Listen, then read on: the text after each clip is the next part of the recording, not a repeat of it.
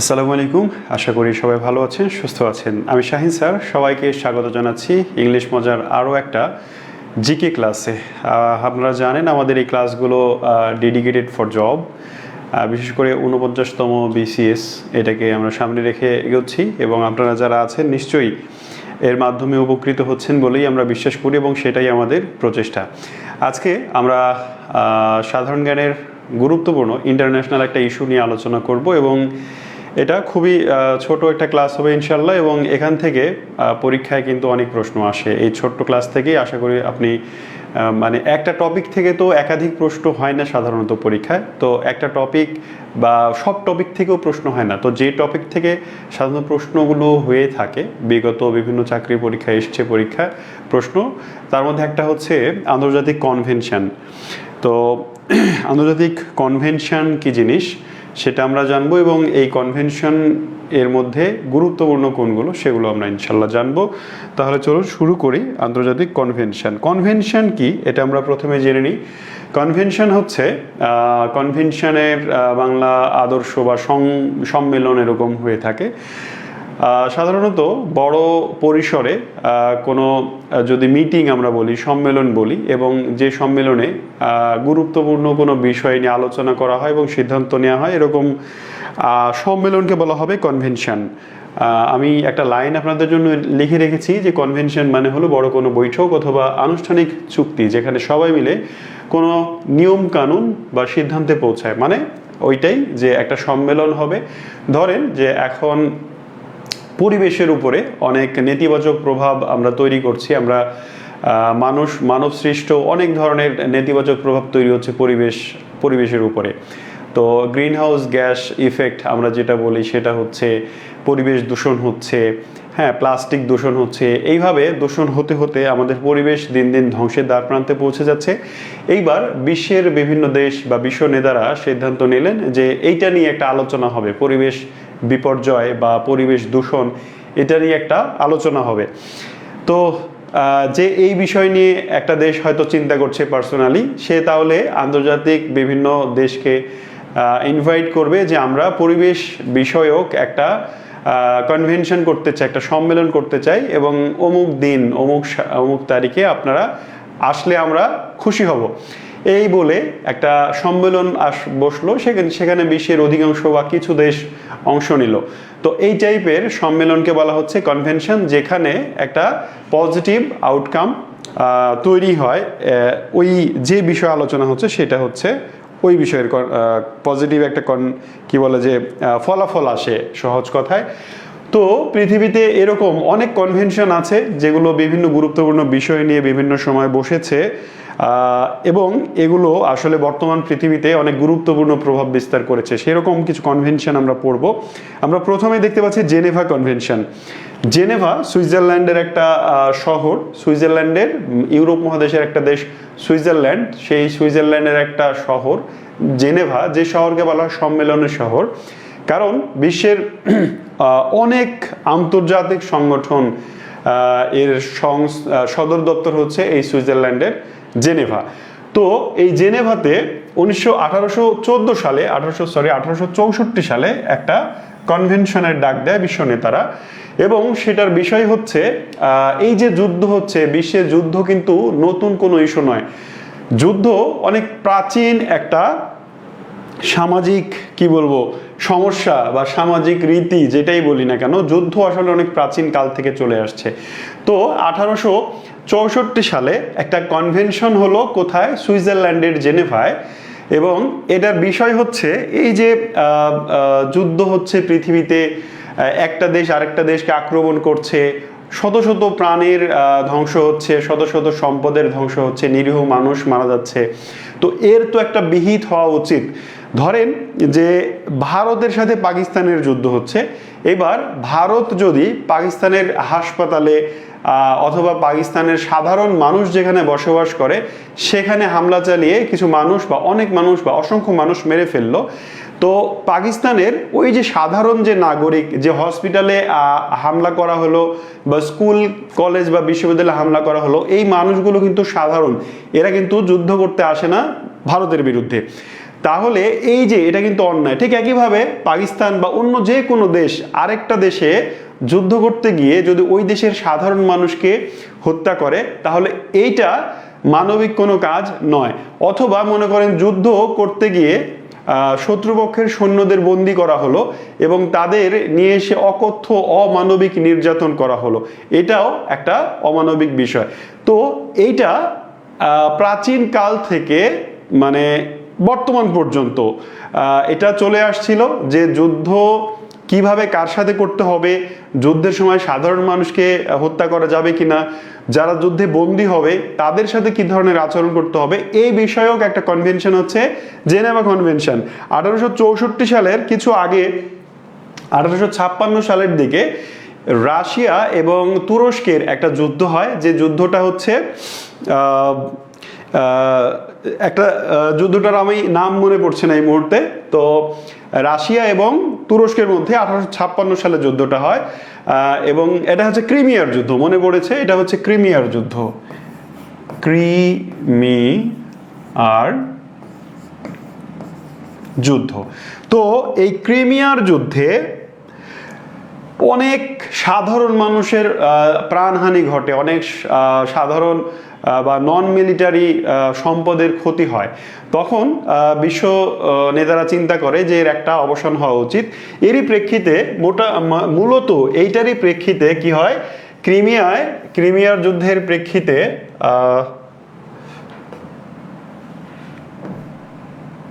একটা কনভেনশন বসে বিশ্বে।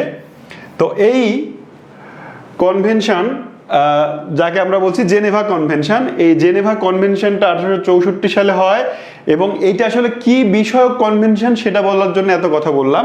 জেনেভা কনভেনশন মূলত যুদ্ধ বন্দীদের বা যুদ্ধের সময় আচরণ সংক্রান্ত কনভেনশন। এই কনভেনশনটা প্রথম হয় 1864 সালে, এরপরে এটা আরো 3 বার সংশোধিত হয় 1960 সালে, 1906 সালে, এটা 1906 সালে, 1929 সালে এবং সর্বশেষ 1949 সালে এই জেনেভা কনভেনশন সংশোধন করা হয়। এবার এই জেনেভা কনভেনশনের মূল বিষয় কি সেটা আমি বলেছি, যুদ্ধকালীন মানুষ ও মানবিক অধিকার রক্ষা করা।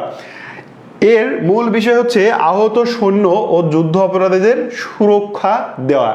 ধরেন যে একটা দেশ, এখন ফিলিস্তিন ইসরায়েলের মধ্যে বহুদিন ধরেই যুদ্ধ চলমান, বা ইরান ইসরায়েলের কথা যদি ধরেন, এবার ধরেন যে ইরান ইসরায়েলি যুদ্ধের মধ্যে ইসরায়েল ইরানে যুদ্ধ করতে এসে কিছু সৈন্যকে ধরে নিয়ে চলে গেল, যুদ্ধবন্দী বানালো। এইবার এর সাথে মানবিক আচরণ করতে হবে, অমানবিক আচরণ করা যাবে না, এটা হচ্ছে এর একটা লক্ষ্য উদ্দেশ্য। আরেকটা হচ্ছে যুদ্ধের সময় বেসামরিক, মানে যুদ্ধের সঙ্গে যারা জড়িত নয়, সামরিক বাহিনীর সদস্য নয়, সামরিক প্রতিষ্ঠান নয়, সামরিক স্থাপনা নয়, এরকম কোনো মানুষের, কোনো গোষ্ঠীর, কোনো স্থাপনার কোনো ক্ষতি করা যাবে না, কিন্তু বর্তমান বিশ্বে এটা এখনো অনুসরণ করা হয় না। এরপরে হচ্ছে হাসপাতাল ও রেড ক্রস চিহ্নিত স্থানে আক্রমণ করা যাবে না। তুমি যতই যুদ্ধ করো, যে দেশে যুদ্ধ করছো, যে দেশের বিরুদ্ধে, ওই দেশের হাসপাতালে অথবা রেড ক্রস, তারা আন্তর্জাতিক সাহায্য সংস্থা, তাদের এই স্থাপনাগুলোতে আক্রমণ করা যাবে না। এটাই হচ্ছে জেনেভা কনভেনশনের মূল বিষয়। আর এর গুরুত্ব হচ্ছে যুদ্ধক্ষেত্রে মানবিক আচরণ নিশ্চিত করা। তাহলে দেখেন জেনেভা কনভেনশন অত্যন্ত গুরুত্বপূর্ণ একটা কনভেনশন। আপনাকে এখান থেকে কয়েকটা প্রশ্ন জিজ্ঞেস করতে পারে। নাম্বার 1, জেনেভা কনভেনশন কত সালে স্বাক্ষরিত হয়? প্রথম 1864 সালে। পরেরটা হচ্ছে জেনেভা কনভেনশন কতবার সংশোধিত হয়? 3 বার, আর প্রথমটা ধরলে 4 বার। আর শেষ এখান থেকে সালের প্রশ্ন, যে জেনেভা কনভেনশন সর্বশেষ সংশোধন করা হয়েছে কত সালে? 1949 সালে। এইবার আরেকটা বড় প্রশ্ন, বা জেনেভা কনভেনশন থেকে সবচেয়ে বেশি যে প্রশ্নটা হয় সেটা হচ্ছে জেনেভা কনভেনশন কি বিষয়ক কনভেনশন, এর বিষয়টা কি, কি নিয়ে এখানে চুক্তি হয়েছে? এটা হচ্ছে যুদ্ধ অপরাধ সংক্রান্ত অথবা যুদ্ধ বন্দীদের সাথে আচরণ বিধি সংক্রান্ত একটা কনভেনশন। আশা করি বুঝাতে পেরেছি, এই জায়গাটা বুঝতে পেরেছেন। আচ্ছা, মাহফুজুল ইসলাম বলেছেন স্যার যেদিন ক্লাস নেবেন ক্লাসের আগে একটা পোস্ট করে দিলে ভালো হয় আমাদের জন্য। আপনি মনে হয় খেয়াল করেননি মাহফুজুল আলম, আমাদের প্রত্যেকটা ক্লাসের আগে আমরা পোস্ট করি। আমি আজকে যে ক্লাসটা নিচ্ছি দুপুর 2টার সময় সেটার অ্যানাউন্সমেন্ট দেওয়া হয়েছে, দুপুর 2টায় অ্যানাউন্সমেন্ট দেওয়া হয়েছে এবং 5:30টায় আমি ক্লাস নিচ্ছি।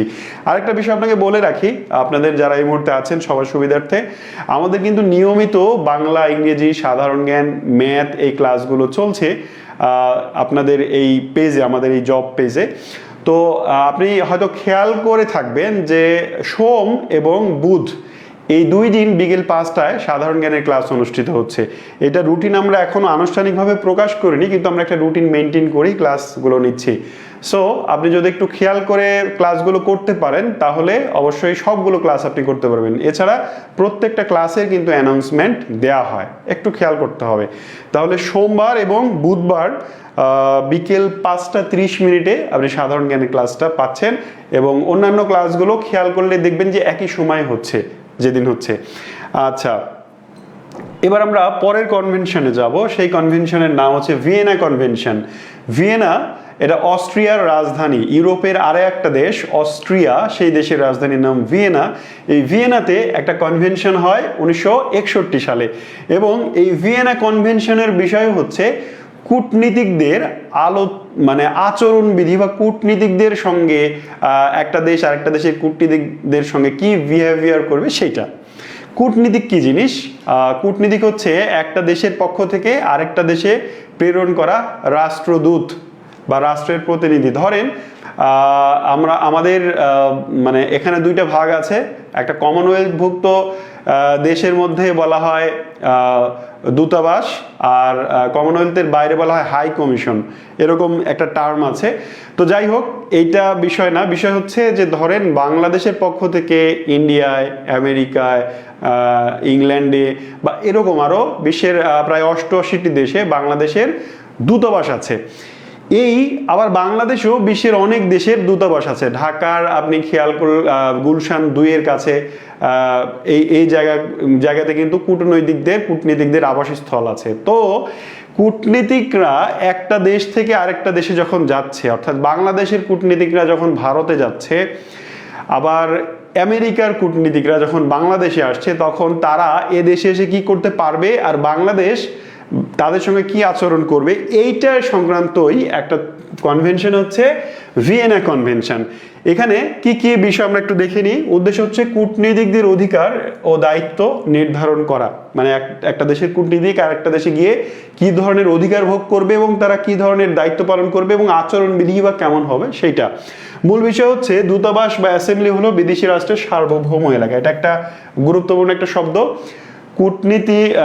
দূতাবাস বা অ্যাম্বাসি হলো একটা দেশের আরেকটা দেশের জায়গায় সার্বভৌমত্ব একটা জায়গা। তো বিষয়টা একটু বুঝিয়ে বলি। ধরেন বাংলাদেশের গুলশানে একটা অফিস আছে যেটা আমেরিকার দূতাবাস। হ্যাঁ, তো এই আমেরিকার দূতাবাস বাংলাদেশে যে আছে, এইখানে মনে করেন বাংলাদেশে আছে, এই জায়গাটা বাংলাদেশেরই তো একটা জায়গা, তাই না? কিন্তু এখানে বলা হচ্ছে যে বিদেশি রাষ্ট্রের সার্বভৌম এলাকা, বাংলাদেশ অন্য এলাকায় যাই করুক না কেন তার দেশের মধ্যে, এই জায়গাটুকুতে সে কিছু করতে পারবে না। কিছু করতে পারবে না মানে আমেরিকার ওই জায়গাটা, ওই বিল্ডিংটাতে আমেরিকা নিজের দেশের মতো আচরণ করতে পারবে, মানে সার্বভৌম। এইবার এইখানে আরো কিছু বিষয় এসে যায় যে এই জায়গাতে চাইলেই বাংলাদেশ সরকার পুলিশ পাঠাতে পারবে না। এই আমেরিকার যে দূতাবাস, শুধু আমেরিকা না, যত দেশেরই দূতাবাস আছে, বাংলাদেশ চাইলে এখানে পুলিশ ফোর্স পাঠাতে পারবে না। অথবা ধরেন যে আমেরিকায় বাংলাদেশের যে দূতাবাস আছে, এরা যদি এই কনভেনশনে স্বাক্ষর করে, তাহলে আমেরিকাও বাংলাদেশের ওই দূতাবাসে তাদের পুলিশ সরাসরি পাঠাতে পারবে না। হ্যাঁ, যদি দেশ বিরোধী কোনো কাজ হয়, তারপরে যদি তারা নিয়ম নীতি ভঙ্গ করে, তাহলে তাদেরকে তলব করা যাবে। আপনারা মাঝে মাঝেই শোনেন যে আমেরিকার দূতাবাসকে তলব করেছে সরকার, অথবা বাংলাদেশের দূতাবাসকে তলব করেছে লন্ডন। এইভাবে তলব মানে জানতে চায়, ডেকে জানতে চায় যে এটা আপনারা কেন করলেন, এটা আপনারা কেন করছেন। হ্যাঁ, যদি সদুত্তর দিতে পারে তাহলে কোনো সমস্যা নাই, যদি দিতে না পারে তাহলে কি হয়, তাকে অবাঞ্ছিত ঘোষণা করা হয়, ওখান থেকে বহিষ্কার করা হয়, হ্যাঁ, বা অফিসটা বন্ধ করে দেওয়া যেতে পারে, এরকম এর তাহলে অনেক বড় ধরনের সমস্যার কে বলা যায় সম্পর্কের ঘাটতি দেখা দেবে, এটা অন্য কথা। কিন্তু স্বাভাবিকভাবে একটা দেশের দূতাবাসে, যেই দেশে দূতাবাস অবস্থিত ওই দেশের সরকার চাইলেই ওখানে হুট করে পুলিশ পাঠায় কাউকে ধরে নিয়ে আসতে পারবে না, ঠিক আছে? এটা একটা বিষয়। আর আরেকটা বিষয় হচ্ছে যে ওই এলাকার যারা ধরেন যে বাংলাদেশে যে ব্রিটিশ হাই কমিশনের অফিস আছে বা ইন্ডিয়ান হাই কমিশনের অফিস আছে বা অন্য যে কোনো দেশেরই এই দূতাবাস আছে, বাংলাদেশের সরকার ওরা যদি কোনো অপরাধ করে তাহলে তাদের বিচার করতে পারবে না, ঠিক আছে? ঠিক একইভাবে ভারতে বাংলাদেশের যে দূতাবাস আছে, পাকিস্তানের দূতাবাস আছে বা অন্য যে কোনো দেশেই থাকুক না কেন, ওইখানে বাংলাদেশের দূতাবাসে বাংলাদেশি দূত, রাষ্ট্রদূত যদি কোনো অপরাধ করে থাকে তাহলে সরাসরি ওই দেশ ওই দূতাবাসের লোক, কর্মচারীদের, কর্মকর্তাদের বা দূতদের বিচার করতে পারবে না। এটা হচ্ছে এই জেনেভা কনভেনশনে এই সিদ্ধান্ত নেওয়া হয়েছে। আর এইটার একটা সুফল হচ্ছে এইটা করলে পারস্পরিক সম্পর্ক মসৃণ থাকে এবং সম্পর্ক উন্নয়নের ক্ষেত্রে গুরুত্বপূর্ণ একটা ভূমিকা পালন করে। পরেরটা হচ্ছে প্যারিস কনভেনশন। এটা 2015-তে হয়েছিল প্যারিস কনভেনশন, এবং এইটা মূলত জলবায়ু পরিবর্তন বিষয়ক একটা কনভেনশন। আমরা জানি যে বিশ্বে গ্রিনহাউস গ্যাস, গ্রিনহাউস ইফেক্ট আছে বা আরও অনেক ধরনের পরিবেশ দূষণ আছে। তো জলবায়ু পরিবর্তনের এইখানে কার্বন নিঃসরণ, কয়েকটা বিষয় এখানে গুরুত্ব দেওয়া হয়েছে। বৈশ্বিক তাপমাত্রা 2 ডিগ্রি সেলসিয়াসের নিচে রাখা, আরেকটা হচ্ছে কার্বন নিঃসরণ কমানো, এবং লাস্ট ওয়ান হচ্ছে নবায়নযোগ্য জ্বালানির ব্যবহার। দেখেন আমাদের পৃথিবীব্যাপী পরিবেশ দূষিত হচ্ছে যতগুলো কারণে, তার মধ্যে একটা হচ্ছে কার্বন নিঃসরণ। আমরা কলকারখানা, গাড়ি ঘোড়ার ধোয়াতে যে সিএফসি গ্যাস উৎপন্ন হচ্ছে, এই সিএফসি গ্যাস উৎপন্ন হওয়ার ফলে পৃথিবীর তাপমাত্রা বেড়ে যাচ্ছে। পৃথিবীর তাপমাত্রা বেড়ে যাওয়ার ফলে যে মেরু অঞ্চলে যে বরফ জমা আছে সেগুলো গলে সমুদ্রে পড়ছে এবং সমুদ্র স্তর বা পানির উচ্চতা বেড়ে যাচ্ছে। এর ফলে যেই দেশগুলো মানে উচ্চতায় কম বা নিচু দেশ, সেই দেশগুলো আস্তে আস্তে সমুদ্রের নিচে হারিয়ে যাচ্ছে বা হারিয়ে যাওয়ার সম্ভাবনা তৈরি হচ্ছে। বাংলাদেশও কিন্তু তার মধ্যে একজন। তো এভাবে যদি চলতে থাকে তাহলে উঁচু দেশ বাদ দিয়ে দেখা যাচ্ছে যে এখন থেকে 100 বছর পর, 200 বছর পর নিচু দেশগুলো পানির নিচে তলিয়ে যাবে। তো বিশ্ব নেতারা চিন্তা করলো যে এইটা হতে দেওয়া যাবে না। তাহলে কি হবে? এখানে সিদ্ধান্ত নেওয়া হলো যে কার্বন নিঃসরণ কমাতে হবে। কার্বন নিঃসরণ কমাতে হলে কলকারখানা বন্ধ করে দিতে হবে, গাড়ি ঘোড়া বন্ধ করে দিতে হবে। এবার তাহলে সবকিছু চালু রেখে কিভাবে কার্বন নিঃসরণ কমানো যায় সেটারই একটা সলিউশন হচ্ছে নবায়নযোগ্য জ্বালানি ব্যবহার করা। নবায়নযোগ্য জ্বালানি মানে যে জ্বালানি বারবার ইউজ করা যায় নবায়নযোগ্য শক্তি থেকে, যেমন বায়ু বিদ্যুৎ, যেমন জলবিদ্যুৎ। বায়ু বিদ্যুৎ মানে কি? বাতাসের মাধ্যমে টারবাইন ঘুরবে আর বিদ্যুৎ উৎপন্ন হবে, এখানে কোনো কার্বন নিঃসরণ হবে না। তারপরে জলবিদ্যুৎ মানে জলের মাধ্যমে যে টারবাইন ঘুরবে, পাখা ঘুরবে, ওইটার মাধ্যমে বিদ্যুৎ উৎপন্ন হবে। তাহলে এরকম সূর্যের আলো, সৌরবিদ্যুৎ, বায়ু বিদ্যুৎ, জলবিদ্যুৎ, এগুলোকে বলা হয় নবায়নযোগ্য জ্বালানি। আবার দেখেন যে কয়লা বা ডিজেল, এগুলো দিয়ে যদি বিদ্যুৎ উৎপন্ন করা হয়, এগুলো কিন্তু নবায়নযোগ্য জ্বালানি নয়, এগুলোকে বলা হয় ফসিল ফুয়েল। তো যাই হোক, আমি অত ডিটেইল আলোচনায় যাচ্ছি না। এখন এই বিষয়ে কনভেনশন হলো কোথায়? প্যারিসে। তাহলে প্যারিস কনভেনশন কি বিষয়ক? এটা হচ্ছে প্রথম প্রশ্ন। প্যারিস কনভেনশন হচ্ছে জলবায়ু পরিবর্তন মোকাবিলা বা জলবায়ু পরিবর্তন বিষয়ক একটা কনভেনশন। কখন হয়েছিল? 2015 সালে। কোথায় হয়েছিল? প্যারিস যে ফ্রান্সের শহর, সেটা মনে হয় আমরা সবাই জানি। তো এই একটা বিষয়, বাংলাদেশ এখানে একটা সুবিধা পেয়েছে এই কনভেনশনের মাধ্যমে। বলা হয়েছে যে যেই দেশগুলোর মাধ্যমে পৃথিবীর তাপমাত্রা বেড়ে যাচ্ছে, বৈশ্বিক উষ্ণায়ন বেড়ে যাচ্ছে, ওই দেশগুলো যারা এই প্রক্রিয়ার মাধ্যমে ক্ষতিগ্রস্ত হচ্ছে তাদের সাহায্য করতে হবে, মানে ক্ষতিপূরণ দিতে হবে, সাহায্য না, ক্ষতিপূরণ দিতে হবে। তো বাংলাদেশও বললাম যে এই জলবায়ু পরিবর্তনের নেতিবাচক প্রভাব দ্বারা, মানে প্রভাবে প্রভাবিত হচ্ছে এবং হবে। সুতরাং এই যে জরিমানার টাকার একটা বড় অংশ বাংলাদেশও আসলে পাবে, এরকমই একটা সিদ্ধান্ত হয়েছে। তো এই হচ্ছে আমাদের প্যারিস কনভেনশন। নেক্সট ওয়ান হচ্ছে জীববৈচিত্র্য কনভেনশন, যাকে আমরা ইংরেজিতে বলছি কনভেনশন অফ বায়োলজিক্যাল কি ডাইভার্সিটি। এটা রিও কনভেনশন নামেও পরিচিত, কারণ এই কনভেনশনটা হয়েছিল ব্রাজিলের একটা শহর রিও ডি জেনিরোতে, এবং সেটা হয়েছিল 1992 সালে।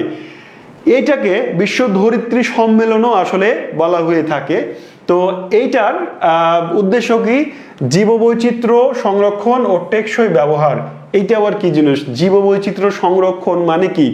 জীব মানে যাদের জীবন আছে, তাই না, প্রাণী, তার মধ্যে মানুষও পড়ে। তো এই আমরা মানুষ পৃথিবীতে আমাদের নিজের স্বার্থে বহু মানে জীবের ধ্বংস সাধন করেছি অলরেডি। এটা আপনি বুঝতে পারবেন। ধরেন যে আপনি যদি আপনার জন্ম যদি 1990-এর দশকে হয় বা তার আগে হয়, তাহলে অথবা আপনার যদি জন্ম 2000 সালের পরেও হয়, আপনি ছোটবেলায় যে ধরনের পাখি দেখেছেন, যে পাখিগুলো দেখেছেন, পুকুরে বা জলাশয়ে যে মাছগুলো দেখেছেন, অথবা যে গাছগুলো দেখেছেন, গাছও কিন্তু প্রাণ কি বলে, প্রাণ আছে গাছের, তাই না? তো এই যে জীব যেগুলো আপনি ছোটবেলায় দেখেছেন, এখন বড়বেলায় এসে তার অনেকগুলোই আর দেখতে পান না। দেখতে না পাওয়ার কারণ কি? কারণ এই জীবগুলো, এই পশু পাখি প্রাণী মাছ, এগুলো আস্তে আস্তে বিলুপ্ত হয়ে গেছে, ধ্বংস হয়ে গেছে। এর কারণ কি? এই কারণ আমরা বিভিন্ন ধরনের কীটনাশক ব্যবহার করে মানে ফসল বা ক্ষেত উৎপন্ন করি। এর ফলে সেটা পানিতে মিশে, বাতাসে মিশে বহু রকমের মাছ, বহু রকমের পাখি তারা মারা গেছে, বংশবিস্তার বন্ধ হয়ে গেছে। বিভিন্নভাবে আমরা ক্ষতিগ্রস্ত করেছি এই জীব বৈচিত্র্যকে, ঠিক আছে? এই যে জীববৈচিত্র্য নষ্ট করছি আমরা, এই জীববৈচিত্র্য যেন সংরক্ষণ করা যায়, এবং এটা সংরক্ষণ করা গেলে আসলে উপকার শেষ পর্যন্ত মানুষেরই। এই কথা চিন্তা করে 1992 সালে ব্রাজিলের রিও ডি জেনেরোতে বিশ্ব নেতারা একটা সম্মেলনে বসলেন এবং সিদ্ধান্ত নিলেন যে এই প্রাণীগুলোকে সংরক্ষণ করতে হবে। বন্য প্রাণী, বন, সামুদ্রিক সম্পদ এগুলা রক্ষা করতে হবে। তারপরে জেনেটিক সম্পদ ন্যায্যভাবে ভাগাভাগি করতে হবে। বন্য প্রাণী মানে যে প্রাণীগুলো বনে বসবাস করে, এছাড়া বনও রক্ষা করতে হবে। যদি বন রক্ষা করতে না পারি তাহলে বন্য প্রাণী রক্ষা করা যাবে না। এছাড়া সামুদ্রিক সম্পদ, অসংখ্য সামুদ্রিক প্রাণী আছে যেগুলো আমরা হয়তো এখনো চিনি না, জানি না, সেগুলো আমরা ধ্বংস করছি দিনে দিনে, এগুলো রক্ষা করতে হবে। এইটাই হচ্ছে এই কনভেনশনের মূল উদ্দেশ্য। আর বাংলাদেশের মূল মানে এইখানে যে মানে সুবিধাটা হয়েছে, সেখানে হচ্ছে সুন্দরবন, হাওর এবং পাহাড়ি জীববৈচিত্র্য সংরক্ষণে বাংলাদেশ সাহায্য বরাদ্দ পায়। এর পরের কনভেনশনটা হচ্ছে জাতিসংঘের শিশু অধিকার কনভেনশন। এটা হয়েছিল 1989 সালে। 1989 সালে শিশুদের জন্য আবার কনভেনশনের প্রয়োজন কেন হলো? দেখেন, আমরা একটু পড়ে নিই বিষয়টা। শিশুদের অধিকার রক্ষা করা হচ্ছে এই কনভেনশনের মূল উদ্দেশ্য। আর মূল বিষয় হচ্ছে শিক্ষার অধিকার, স্বাস্থ্যের অধিকার, নিরাপত্তা, শিশু শ্রম ও শোষণ প্রতিরোধ, শরণার্থী ও প্রতিবন্ধী শিশুর বিশেষ সুরক্ষা। এই বিষয়গুলো নিয়ে কনভেনশন হয়েছে। তাইলে শিশুরা, আমাদের দেশেও কিন্তু শিশু শ্রম চালু আছে। আমাদের দেশেও শিশুদের, ধরেন যে গরিব একজন বাড়ির একটা ছেলে বা মেয়েকে আমরা দেখি যে আমাদের সমাজের উচ্চবিত্ত যারা, তারা কাজের ছেলে কাজের মেয়ে হিসেবে রাখে এবং তার সঙ্গে অমানবিক অত্যাচার নির্যাতন করে, তা অনেক সময় তাকে হত্যা করে, তার অঙ্গহানি করে, তাই না? তো এরকম শিশুদের নিয়ে যারা এরকম মানে অমানবিক কাজ করে, এদের প্রতিরোধের জন্য দেশে তো বিভিন্ন দেশে রাষ্ট্রীয় আইন আছেই, এদের প্রতিরোধের জন্য জাতিসংঘ আন্তর্জাতিকভাবে একটা সম্মেলন ডাকে, যেটা 1989 সালে। এতে সিদ্ধান্ত হয় যে শিশুদের অধিকার রক্ষা করতে হবে। শিশুদের অধিকার কি? তাদের শৈশব কাটবে আনন্দে, তাদের খাবারের নিশ্চয়তা থাকবে, তাদের মৌলিক চাহিদা আসলে রাষ্ট্র পূরণ করবে, এরকম এইগুলো হচ্ছে কি বলে যে শিশুদের অধিকার। এছাড়া স্পেসিফিকভাবে তাদের স্বাস্থ্যের অধিকারের কথা বলা হয়েছে, তাদের নিরাপত্তার, যান এবং সম্পদের নিরাপত্তার কথা বলা হয়েছে। তো এই সামগ্রিক বিষয় হচ্ছে শিশু অধিকার কনভেনশন, ঠিক আছে? তাহলে জাতিসংঘের শিশু অধিকার কনভেনশন হয়েছিল 1989 সালে। এর পরেরটা হচ্ছে রামসার কনভেনশন। এই রামসার কনভেনশন অনেকটা ওই যে আগে যে কনভেনশনটা আমরা পড়ে আসলাম, যে জীববৈচিত্র্য সংরক্ষণ কনভেনশন রিও, অনেকটা এমনই এই রামসার কনভেনশন। রামসার এই জায়গাটা হচ্ছে ইরানের একটা শহর। এই যে ইরানের একটা শহর, এখানে 1971 সালে একটা আন্তর্জাতিক সম্মেলন বা কনভেনশন শুরু হয়, যার মূল উদ্দেশ্য ছিল জলাভূমি সংরক্ষণ এবং টেকসই ব্যবহার নিশ্চিতকরণ। একটু খেয়াল করব আমরা জলাভূমি। এর আগেরটা আমরা রিও কনভেনশন দেখেছি যে ওখানে বন্য প্রাণী, বন, সমুদ্র এগুলোর কথা বলা হয়েছে। আর রামসার কনভেনশন স্পেসিফিকভাবে একটা জিনিসকে ফোকাস করছে, সেটা হচ্ছে জলাভূমি। জলাভূমি কি? জলাভূমি যেখানে জল জমে থাকে, এটা হচ্ছে জলাভূমি, নিচু ভূমি। ধরেন বাংলাদেশের হাওর বাওর বিল, এই যে এগুলো আছে, খাল বিল, হাওর বাওর খাল বিল, এই জিনিসগুলোকে, এই জায়গাগুলোকে বলা হয় জলাভূমি। তো এই জলাভূমিতে দেখেন অনেক ধরনের গাছ থাকে, জলজ উদ্ভিদ থাকে, অনেক ধরনের জলজ প্রাণী। শুধু যে মাছ জলজ প্রাণী তা না, শামুক, ঝিনুক, আরও বিভিন্ন ধরনের কীট পতঙ্গ, মাছ, বিভিন্ন ধরনের ছোটোখাটো উদ্ভিদ, শ্যাওলা, হ্যাঁ, কুচুরিপানা, সব কিছুই প্রকৃতির এক অনন্য উপাদান। এর যে কোনো একটা যদি প্রকৃতি থেকে হারিয়ে যায়, আমাদের এই যে কি বলে বাস্তুতন্ত্র, এটা কিন্তু সাংঘাতিকভাবে বিপর্যস্ত হবে। তো এই কথাগুলো বিবেচনা করে পাহাড় রক্ষা করা হচ্ছে, বন রক্ষা করা হচ্ছে, তাহলে জলাভূমিও আসলে রক্ষা করা প্রয়োজন। এই প্রয়োজনের প্রেক্ষিতেই 1971 সালে বিশ্ব নেতারা ইরানের রামসার শহরে বসেন এবং একটা সিদ্ধান্ত নেন কি, স্থানীয় ও আন্তর্জাতিকভাবে সকল প্রকার জলাভূমি, যেমন নদী, হ্রদ, সমুদ্র উপকূল, ম্যানগ্রোভ, তারপরে হাওর বাওর, খাল বিল, এই সবগুলোই বিজ্ঞানসম্মত ব্যবহার করতে হবে, সেগুলো সংরক্ষণ করতে হবে এবং বিশ্বব্যাপী টেকসই উন্নয়নে যেন এটা অবদান রাখতে পারে সে ব্যবস্থা করতে হবে। এটাই হচ্ছে রামসার কনভেনশন। তো রামসার কনভেনশনের মাধ্যমে ডিরেক্ট বাংলাদেশ একটা জায়গায় উপকৃত, কারণ বাংলাদেশের 3টা জায়গা, সুন্দরবন, টাঙ্গুয়ার হাওর এবং হাকালুকির হাওর, এই 3টা জায়গা রামসার সাইট হিসেবে স্বীকৃতি পেয়েছে। রামসার কনভেনশন করার পরে তারা বিভিন্ন দেশের বিভিন্ন জলাভূমিকে সিলেক্ট করেছে যে এইটা আমাদের এই কনভেনশনের আন্ডারে থাকবে, এবং যেই জলাভূমিগুলো এই রামসার কনভেনশনের আন্ডারে, এদের রক্ষণাবেক্ষণ বা আরও যেই ধরনের উন্নয়নের বিষয়গুলো, এগুলো কিন্তু এই কনভেনশনের মাধ্যমে যে চুক্তি হচ্ছে তার থেকেই সংরক্ষণের একটা পদক্ষেপ নেওয়া হয় এবং সাহায্য সহযোগিতা করা হয়। বাংলাদেশের তাহলে কোটি টাকার প্রশ্ন যে বাংলাদেশের রামসার সাইট কয়টি? বাংলাদেশের রামসার সাইট এই 3টি। নাম্বার 1 সুন্দরবন, এটা 1992 সালে অন্তর্ভুক্ত হয়। আর 2000 সালে বাংলাদেশের 2টি বৃহৎ হাওর, টাঙ্গুয়ার হাওর এবং হাকালুকির হাওর, এই 2টা হাওর রামসার সাইটের অন্তর্ভুক্ত হয়। এই 3টি হচ্ছে বাংলাদেশে রামসার সাইটের অন্তর্ভুক্ত জায়গা। এই ছিল আমার আজকের আলোচনায়। আজকের আলোচনা এ পর্যন্তই। ছোট্ট এই ক্লাসটি আশা করি আপনার অনেক উপকারে লাগবে এবং কনভেনশন সংক্রান্ত প্রশ্নগুলো আপনি সফলভাবে পরীক্ষায় সঠিক উত্তর দিয়ে আসবেন ইনশাল্লাহ। যখন আপনি এই কনভেনশন থেকে পরীক্ষার হলে শতভাগ সঠিক উত্তর দিয়ে আসবেন, তখনই আমার এই ক্লাস সার্থকতা অর্জন করবে। এরকম আরও ছোট ছোট ক্লাস নিয়ে আমি নিয়মিত হাজির হচ্ছি। সাধারণ জ্ঞানের ক্লাসে যদি সব কিছু ঠিক থাকে, তাহলে আগামী সোমবার বিকেল 5:30 আবারও দেখা হবে ইনশাল্লাহ। ততক্ষণ পর্যন্ত সবার সুস্বাস্থ্য কামনা করছি, মঙ্গল কামনা করে বিদায় চাইছি আমি শাহিন স্যার। আল্লাহ হাফেজ।